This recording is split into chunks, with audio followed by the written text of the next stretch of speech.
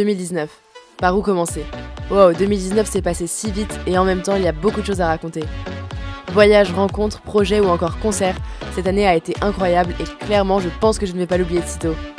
Alors, un petit résumé de mon année, ça vous dit? Cette année a commencé en Thaïlande, plutôt pas trop mal pour un début. En janvier, visite de l'atelier de Voltaire Design à Bidart, puis petit concert de Lord Esperanza à Massy, suivi en février d'un shooting avec Nancy à Laval. Il y a des gens qui filment. Ensuite, en mars, on a commencé avec un week-end de compète au Mans qui avait débuté de manière plutôt chaotique pour finir pas trop mal. On va dire qu'on a pas mal taffé en revenant, que ce soit au niveau de ma position ou de l'attitude de Sligo.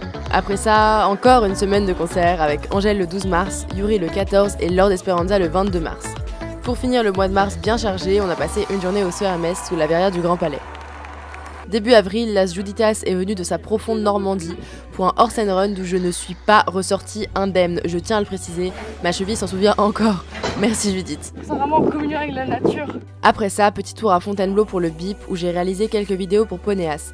Le week-end qui suivait, on tournait notre projet Horse in Paris avec Paris Prod et Nancy Landrea.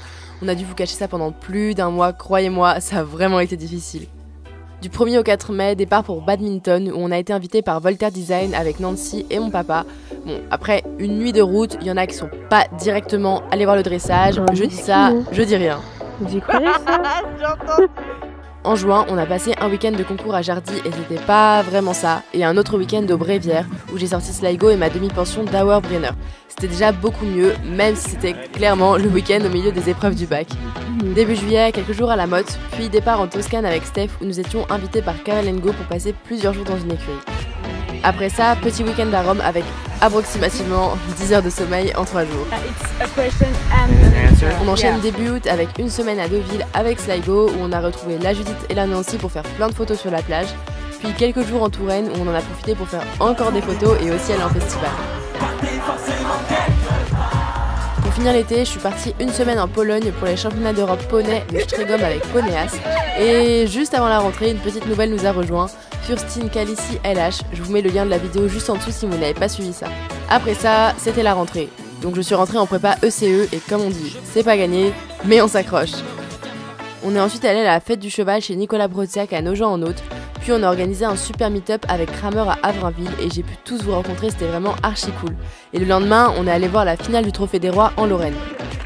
Le 5 octobre, petit shooting à Paris avec Jason Piekar et le soir, on a fêté comme il se devait les 22 ans de Nancy. Quelques jours après, petit concert de Loud à l'Élysée-Montmartre où on a aussi croisé Jim C.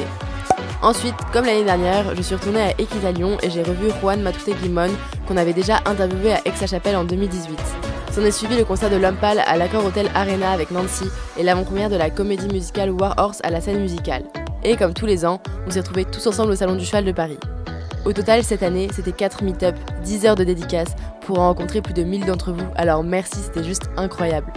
Pour finir l'année, un dernier concert de Lord Esperanza au Bataclan le 20 décembre, une soirée vraiment trop cool où j'ai pu d'ailleurs en croiser plein d'entre vous.